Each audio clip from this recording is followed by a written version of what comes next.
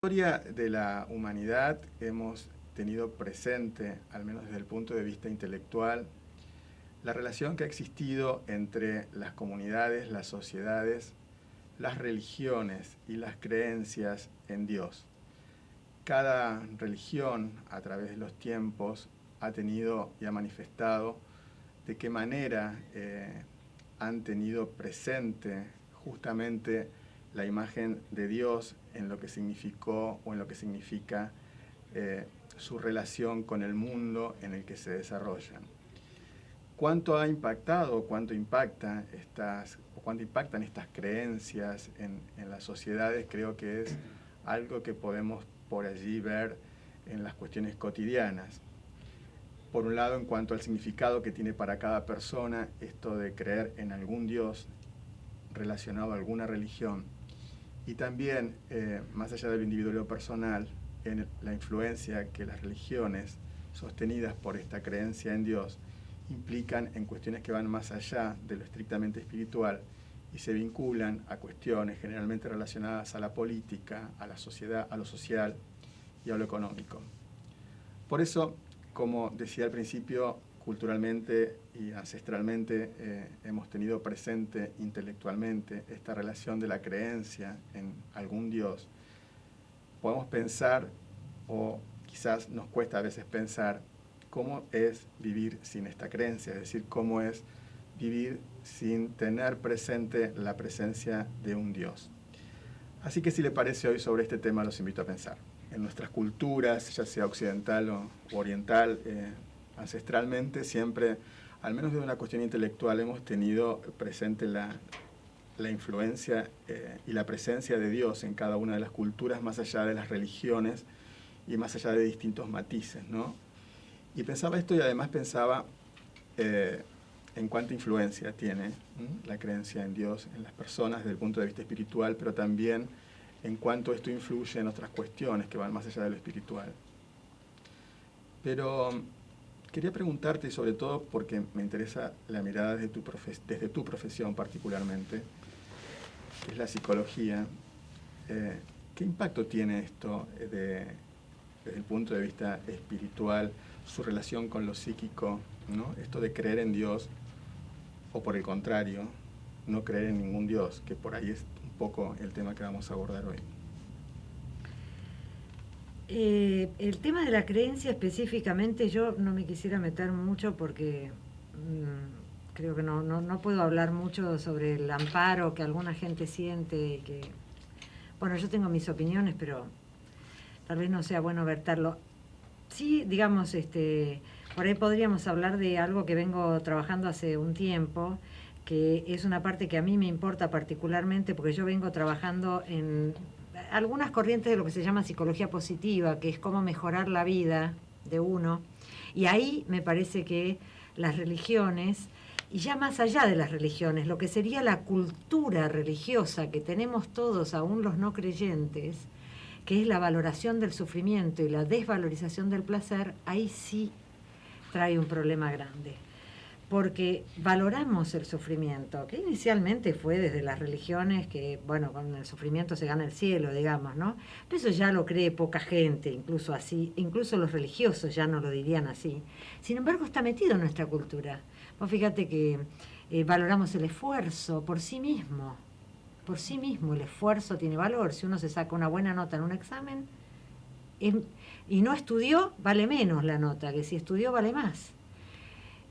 O homologamos el amor con el sufrimiento, ¿viste? Con el extrañar, con los celos, cualquier novelita por ahí, uno le pregunta a la gente cuál es la historia de amor más grande que puede haber, Romeo y Julieta, que es una historia de destrucción mutua, donde todo es sufrimiento prácticamente, ¿viste? Incluso pasión, que es sufrimiento.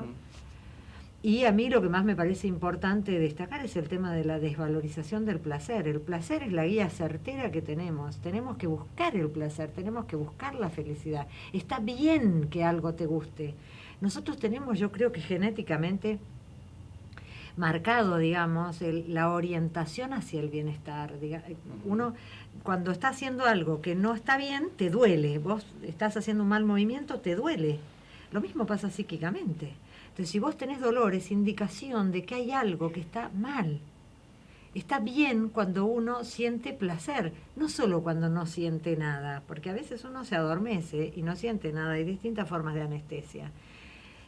Y entonces el no sentir nada, no, es importante poder sentir el placer, y eso está muy desvalorizado, ¿viste? ¿Y pensás que, digamos, más en los cultos religiosos, bueno, la relación del culto con el dogma, la idea cuál es? Parirás con dolor, después sin sufrimiento no hay placer, si no te cuesta no... Exactamente. Si no te cuesta no vale, si vos tuviste un amor y ese amor se perdió, se murió o algo, hay que sufrir mucho. No es el sufrimiento que es propio de la situación, ¿no?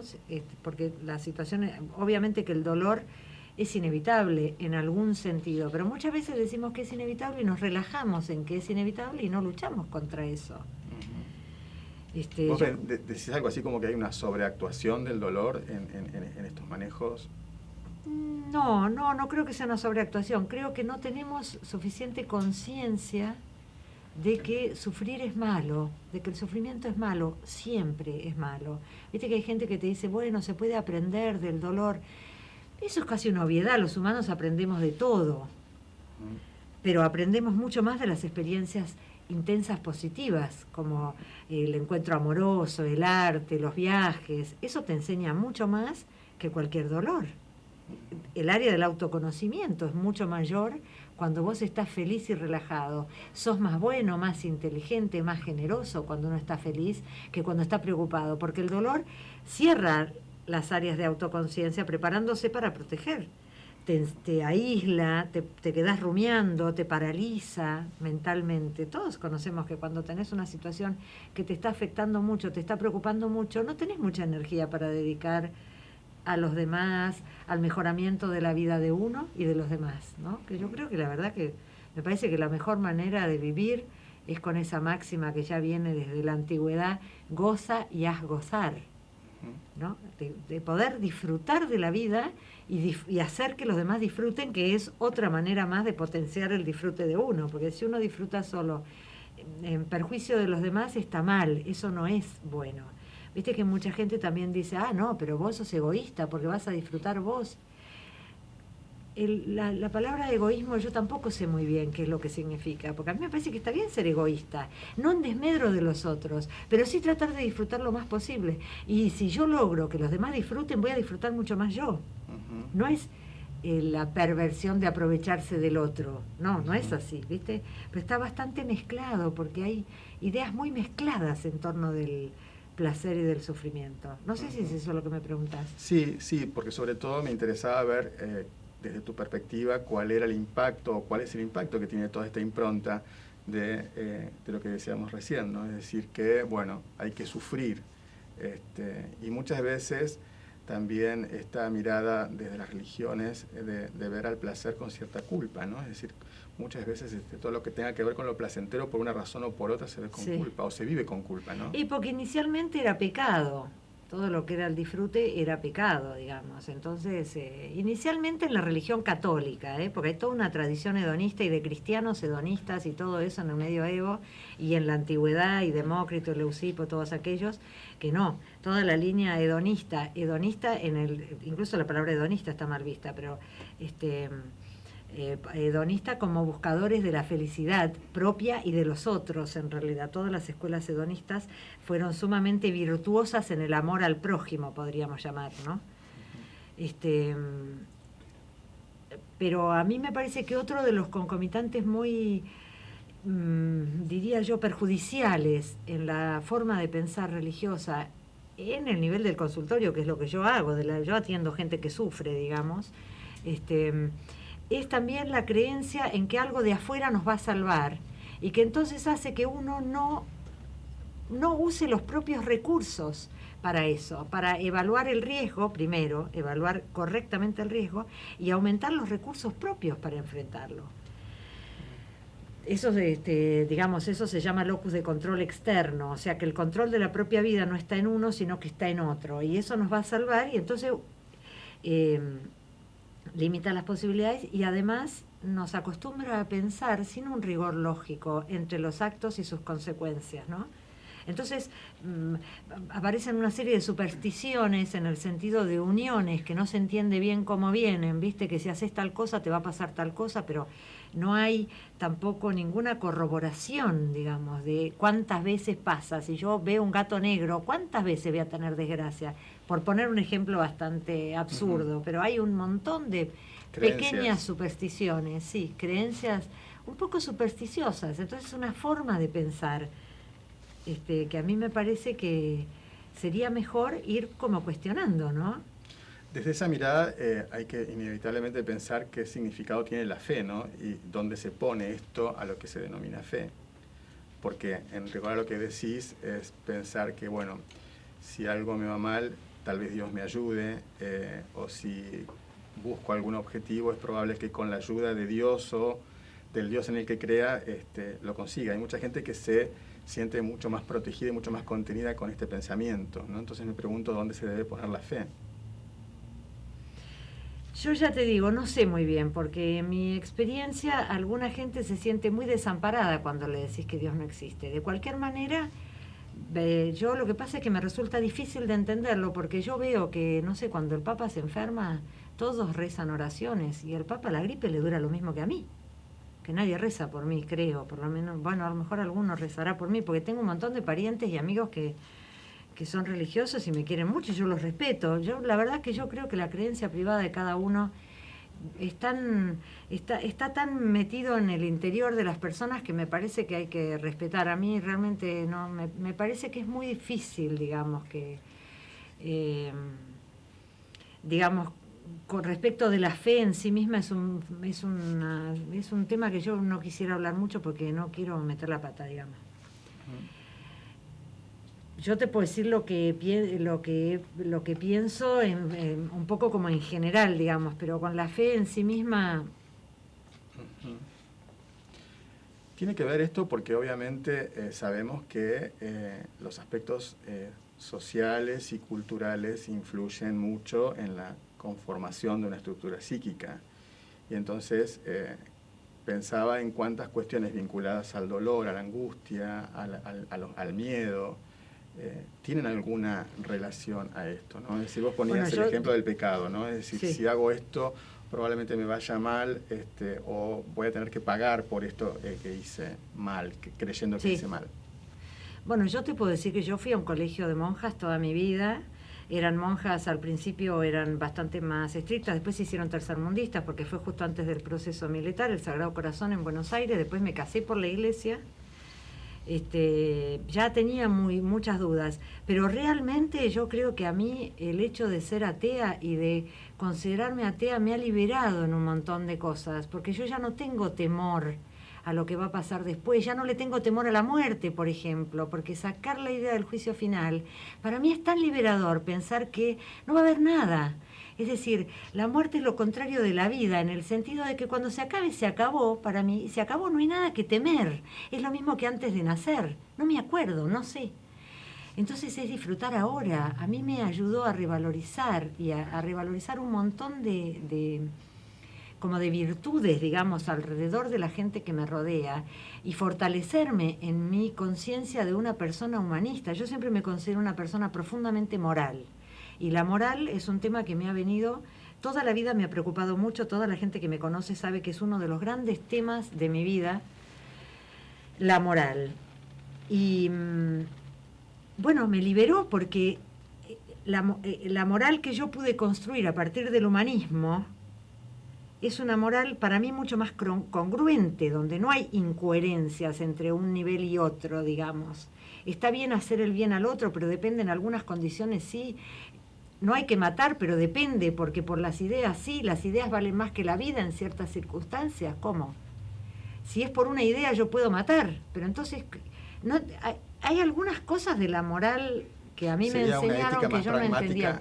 Una ética más pragmática que dogmática. Y para mí mucho más coherente y mucho más como yo soy, digamos, que yo soy una persona que trata de vivir bien y de hacer el bien a los demás.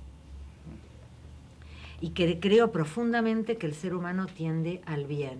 no creo que haya un instinto de muerte, creo que el ser humano tiende al bien y cuando uno le da la oportunidad de tener una mejor vida, acepta esa mejor vida. Intrínsecamente, no porque le venga de afuera, sino intrínsecamente.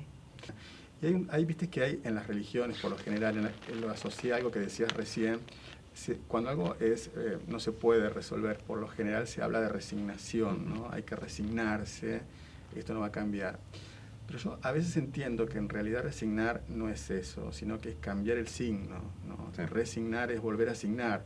Sobre algo que fue de determinada manera, si creo que debo cambiarlo, es decir, no es aceptarlo utilizando el término resignación, sino que volviendo a resignarlo, ponerle un signo distinto. Sí, creo que bueno, que debemos trabajar en eso, ¿no? En resignificar constantemente, buscar mejores modelos para explicar la realidad que nos sirvan después para modificar nuestro comportamiento y llegar al mejor resultado posible, que creo que es encontrar la felicidad. O sea, el mejor resultado que podemos, lo mejor que podemos hacer es buscar ser felices. Como le pasaba a los hedonistas, ¿no? Que hablaban que la felicidad se lograba a través de realizar las acciones correctas, y las acciones correctas eran aquellas que producían placer en su realización y en el logro del objetivo que buscaba esa acción. Entonces se los criticaba a los hedonistas, y por eso fueron mala palabra durante mucho tiempo, porque el placer se lo trataba como ese placer instantáneo, y no tenían esa característica en realidad. Ellos se educaban en tratar de tener valores, que ellos llamaban por ahí valores superiores. Cuando uno adquiere la solidaridad, siente placer en esa solidaridad, en un montón de cosas, en el disfrute del arte se siente placer. Entonces, cuando uno resignifica, que vos decías recién, resignifica el placer, cuando empieza a adquirir placeres que podrían llamarse superiores, aunque estaría mal usado el término, pero serían placeres que uno no resignaría en función de esos placeres instantáneos. Uno, cuando descubre el placer de investigar, de leer un libro, no lo sacrificaría por darse un atracón de comida a eso. Ya no. Cuando pasás un límite ya no volvés para atrás. Y empezás a resignificar la vida en función de encontrar la felicidad cada vez más en estas cosas, ¿no? Y construís una moral y una ética mejor, ¿no? Por ese lado. Sí, el resignificar, construirse, volver a encontrarle el sentido a las cosas, porque a veces estancarse y resignarse es porque no se tienen distintas perspectivas. Falta la visión de decir, bueno, freno hasta acá, vuelvo para atrás, encuentro otro enfoque, que es lo que hace el método científico, básicamente. Empieza a atacar una idea hasta encontrar la grieta y dónde meterse. Bueno, ese es el trabajo permanente, es un trabajo de rebelde. Es un trabajo, a mí me gusta el término rebelde. Muchas veces en este programa donde la idea es tratar de pensar, ¿no? Quizás no de dar soluciones. Nuestra consigna es que cuando teníamos todas las respuestas nos cambiaron las preguntas y todo el tiempo nos estamos preguntando. Y justamente una de las consignas te decía era esto, de que hablamos cuando hablamos de lo que hablamos. Y a veces notamos que cuando nos preguntamos de qué hablamos, cuando hablamos de lo que hablamos, nos damos cuenta que no estamos hablando adecuadamente o dándole la significación adecuada que tiene por lo menos una definición. Vos hoy aludías al hedonismo y pensaba que el hedonismo está como muy asociado a la deformación del hombre actual, ¿no? Del hombre individualista, exitista, hedonista, ¿no? Producto de un capitalismo con determinadas características, ¿no? que ha construido, ha roto vínculos solidarios, y importa lo que a mí me pase y no le pase al resto, ¿no? Entonces se ve al tipo que si quiere la camioneta más cara y entonces ahí le da el lugar a su respuesta a su placer, buscando todo aquello que en algún sentido ante esta sociedad le genera placer. Pero me parece que no es el hedonismo. No, ni es el hedonismo que planteó Epicuro desde su comienzo, donde nace la palabra, ¿no? O el término hedonista. Lo que pasa es que, claro, hay una manipulación ahí importante del término, como se hizo con el término cínico. El término cínico también fue manipulado, eso lo podemos hablar en otro momento, pero el término hedonista se lo criticó desde sus comienzos, diciendo que era una forma egoísta, que era un sistema totalmente egoísta, ¿no? Porque iba a buscar el placer por sobre los demás. Esa crítica se puede aplicar a cualquier sistema, en realidad, a cualquier sistema filosófico, porque si eso es cierto, si buscar el placer, o sea, ser hedonista, buscar el placer, es en detrimento del resto, entonces estamos hablando de que el ser humano por naturaleza es malo. O sea, es denigrar, criticar al hedonismo es denigrar al propio ser humano. Es decir, si esos son los impulsos naturales, si vos vas a armar una ética hedonista y esos van a ser los impulsos naturales, entonces el ser humano es malo por naturaleza. Y yo no creo que el ser humano sea malo por naturaleza, pues es una cosa básica, no existiríamos hoy como especie. Tantos miles de años no hubiéramos existido si nuestra naturaleza fuera mala. Nuestra naturaleza es gregaria, es de compartir con el otro. Y los mayores placeres quizás hasta biológicamente se den cuando se hacen en grupo. Las actividades solidarias, las actividades de compartir, empáticas, todas esas actividades son las que dan mayor placer. Claro, lo que pasa es que a veces también para criticar este tipo de cosas se utilizan las particularidades. Entonces, si se pone la moral hedonista en un psicópata. Entonces, ¿ves? Si un psicópata la aplica, él disfruta con el dolor de los demás. Pero no es extrapolable eso. Estamos hablando de la generalidad del ser humano, no alguien que debe ser apartado de la sociedad porque tiene características nocivas, entonces no podés aplicarlo. Además, no todo sistema es aplicable a todo el mundo tampoco, ¿no?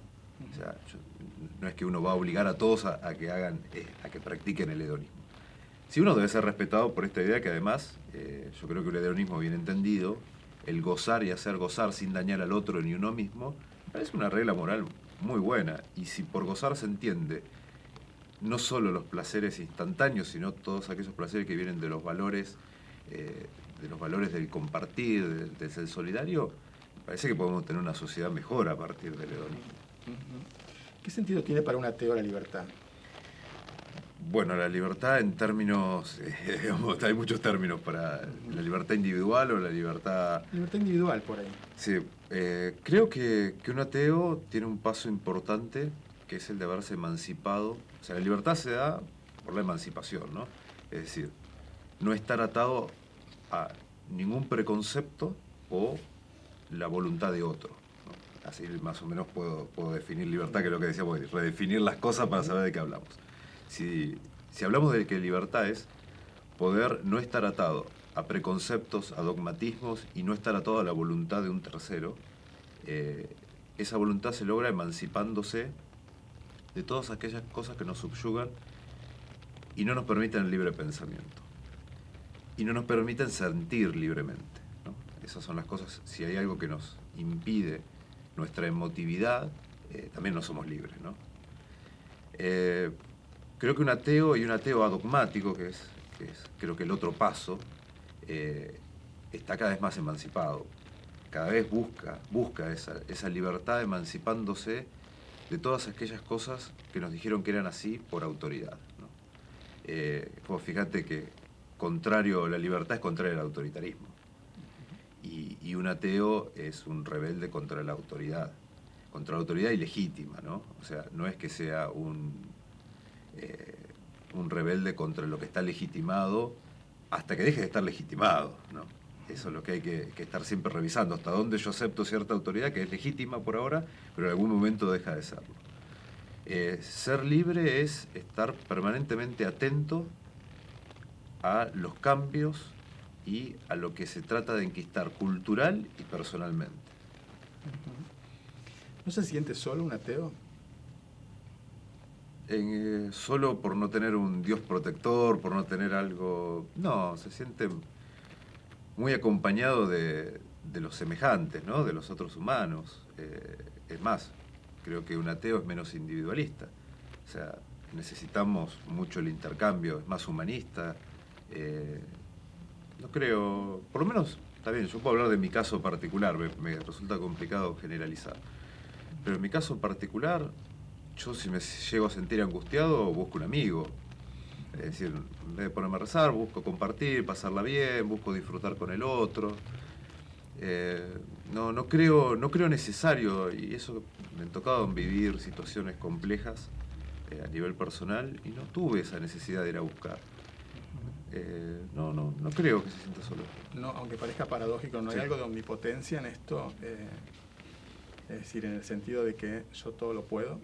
Es que no, justamente, no todo lo puedo. Al contrario, uno entiende mejor sus limitaciones. Porque si hay algo sobrenatural que todo lo puede y trabaja para mí, digamos, sí me estoy en cierta manera apropiando de esa omnipotencia. Ahora, si yo me comprendo biológicamente, incluso con mis limitaciones, porque como humanos podemos comprender gran parte del funcionamiento de nuestro cerebro y darnos cuenta de lo limitado que somos, ¿no?